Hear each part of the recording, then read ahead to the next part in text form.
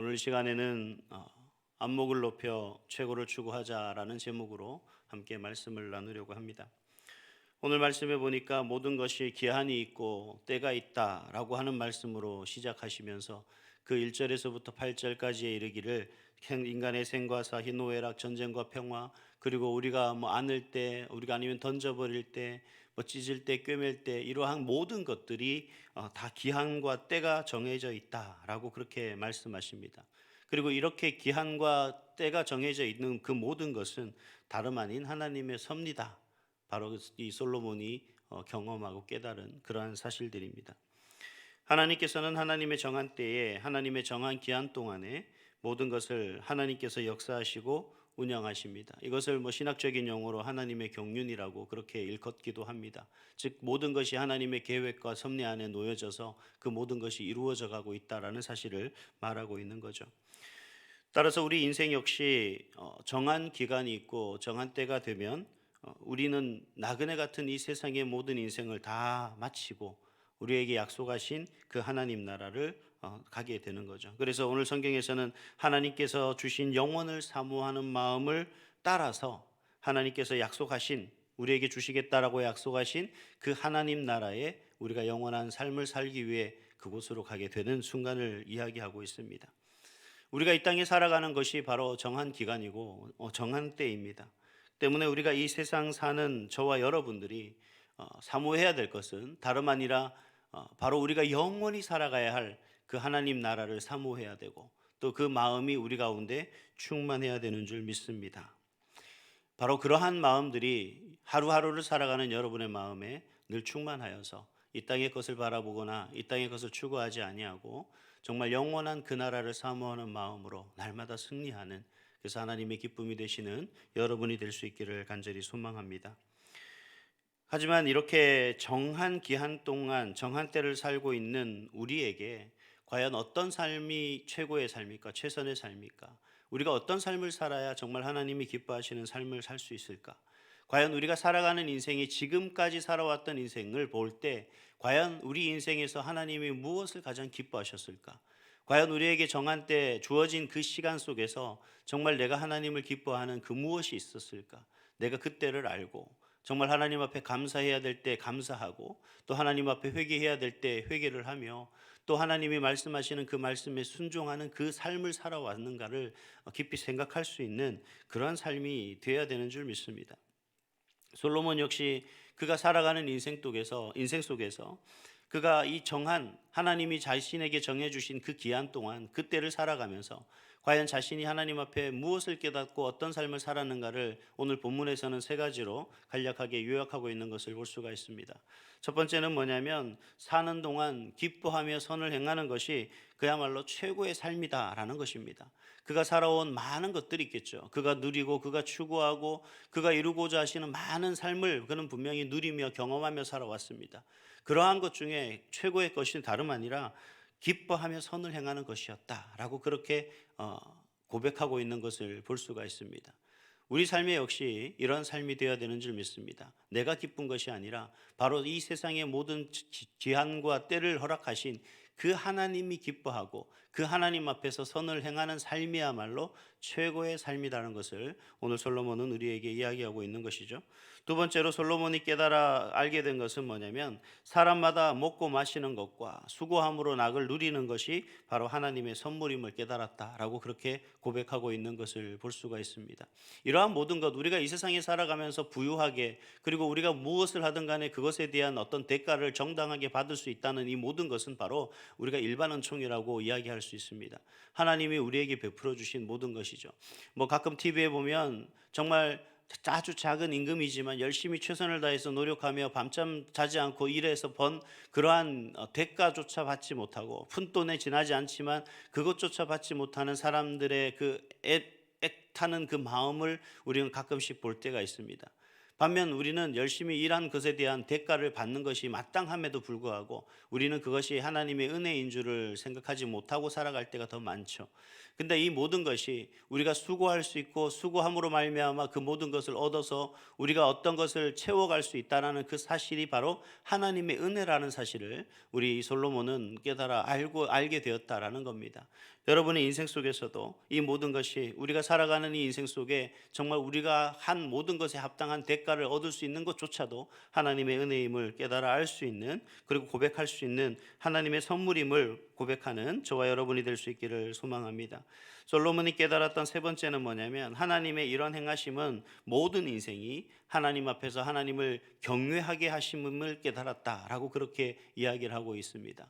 다시 말해서 이 모든 때와 기한이 정해져 있고 그 속에서 하나님이 우리에게 베풀어 주신 놀라운 것들, 그 모든 것들은 다름 아니라 하나님 앞에 하나님을 경외하는 그러한 우리의 모습을 원하고 바라시는 그 하나님의 마음을 깨달아 알았다라는 거죠. 우리가 하나님 앞에 예배하고 우리가 하나님께 이 새벽에 나와 기도하며 우리가 하루하루를 살아가는 그 모든 인생은 바로 이러한 모든 섭리 가운데 역사하시는 그 하나님을 경외하는 그런 삶을 살 때 하나님이 가장 기뻐하신다라는 사실을 솔로몬은 깨달아 알게 되었다라는 사실입니다. 오늘 우리에게 말하고 있는 이 솔로몬이 깨달아 안 것이 그냥 우리에게 성경의 한 대목으로서 끝나는 것이 아니라 바로 여러분에게 그 솔로몬이 보여주신 그러한 신앙생활의 모범을 통하여서 여러분도 이러한 것을 깨달아 알고 하나님 앞에 고백하고 하나님께 감사하며 하나님 앞에 하나님을 경외하는 그러한 여러분 될 수 있기를 간절히 소망합니다.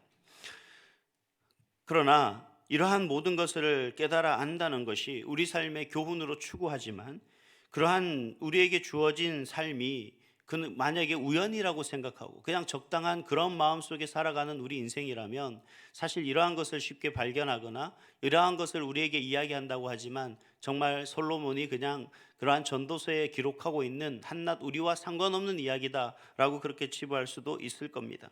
하지만 중요한 건 우리 인생은 그렇게 우연히, 그리고 이 땅에서 그냥 적당히 세워진 그런 인생이 아니라는 사실입니다.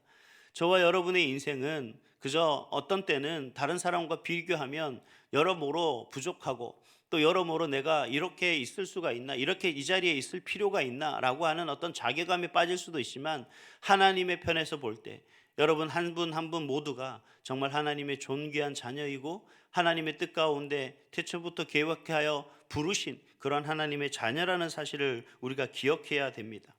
태초부터 시작된 하나님의 그 계획과 세상을 이처럼 사랑하신 그 사랑으로 말미암아 하나님의 자녀라는 아주 특별하고 존귀한 인생을 허락한 영혼이 바로 여러분 한 분 한 분이라는 사실을 기억할 때, 우리 인생은 비록 이 세상에서 사람들의 기준과 세상의 가치관 속에서는 보잘것없고 별 볼 일 없는 아주 연약한 존재일지 모르겠지만, 그러나 하나님의 편에서는 하나님의 가장 아름답고 가장 존귀한 하나님의 자녀라는 사실을 우리는 꼭 기억해야 됩니다.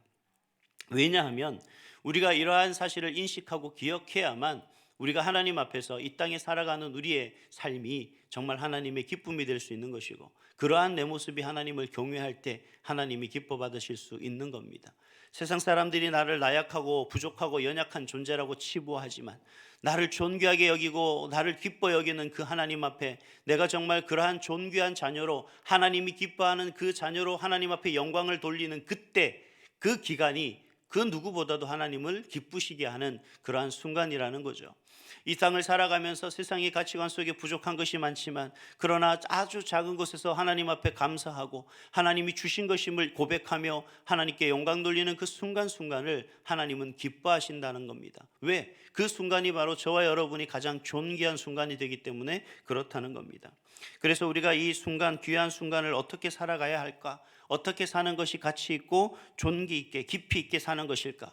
한 가지로 말씀드린다면, 우리에게 주어진 때와 시기를 가치 있고 존귀하게 살아가기 위해서는 우리는 안목을 높여서 최고를 추구하는 그러한 삶이 되어야 한다는 겁니다. 여러분, 성경을 보다 보면 출애굽한 그 이스라엘 백성들, 그들이 광야 생활하는 그 순간들을 우리는 볼 수가 있습니다. 그리고 그 광야 이스라엘 백성들의 삶을 보면 너무 어리석은 모습들이 자주 연출됩니다. 조금 작은 것에도 불평과 불만을 일삼고 살아가는 그들 인생에 그들의 고백을 보면 그들은 늘 한결같이 말합니다. 옛날이 좋았는데, 그때가 좋았는데, 애굽에서의 삶이 좋았는데. 여러분, 왜 그 이스라엘 백성들이 그러한 고백들을 하고 있는 걸까요?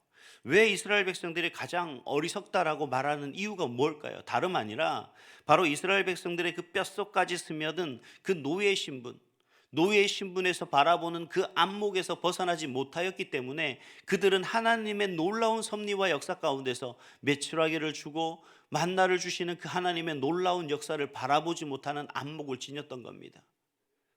그러니 한낱 하나님의 그 크고 존귀하신 그 능력과 권능 안에 하나님의 자녀로 하나님의 선택받은 백성으로 살아가는 그 존재보다는 그저 고기나 주면 좋아하고 그저 그 막노동에 시달리다가 순간 쉬는 시간 막걸리 한 잔에 취해서 그냥 그것에 안주하며 살아가는 그러한 안목으로 살아갈 수밖에 없었던 거죠. 그러면 좋은 집에 좋은 하나님의 자녀로 신분으로 살아간다 할지라도 그들은 뭘 보는 겁니까? 노예 신분으로서 지금 현실을 바라보고 하나님을 바라볼 뿐이라는 겁니다. 그래서 여러분, 우리는 안목을 높여야 된다는 거예요. 신약 성경에 보면 12년 동안 혈루증을 앓던 그 여인이 등장하는 것을 우리가 잘 알고 있습니다. 많은 사람들 틈에서 많은 사람들과 함께 회당장 야이로의 집으로 가는 그 예수님을 바라보게 되죠. 많은 사람들이 있었습니다만 그녀는 좀 특별한 안목을 가지고 있었습니다. 성경은 그녀의 안목에 대해서 이렇게 얘기를 합니다. 그의 옷에만, 예수의 옷에만 손에 대어도 구원을 받으리라 생각했더라. 그 여인은 그 예수님을 그 옷자락만 만져도 자신의 병뿐만 아니라 하나님의 놀라운 구원을 받을 수 있다라는 사실을 그는 바라봤던 거죠. 그리고 그 많은 관중의 무리를 뚫고 그 예수님의 옷자락을 손에 댔을 때 그는 구원받았을 뿐 아니라 그 병까지 치료되는 놀라운 역사를 경험하게 됐던 겁니다. 성경은 이야기하고 있습니다. 많은 무리들 중에 유일하게 그녀가 바라봤던 그 예수님을 바라보는 그녀의 안목을 분명히 성경은 놀랍게 기록하고 있다는 겁니다. 그리고 누가복음의 9장에 보면 오병이어의 기적 이후에 예수님은 제자들에게 많은 사람들이 나를 누구라고 하느냐라고 그렇게 묻죠. 그래서 제자들이 대답합니다. 많은 사람들이 예수님을 세례 요한이라고 하고 더러는 엘리야라 얘기하고 더러는 옛 선지자 중에 한 사람이 살아났다라고 이야기하더이다. 그래서 예수님은 제자들에게 묻습니다. 너희는 나를 누구라고 생각하느냐? 그래서 베드로가 고백하죠. 하나님의 그리스도이시다. 여러분, 우리의 안목은 바로 이 세상을 살아가는 안목이 이러한 믿음의 안목, 진정한 하나님의 존귀한 자녀로서의 안목을 갖고 살아가야 되는 겁니다.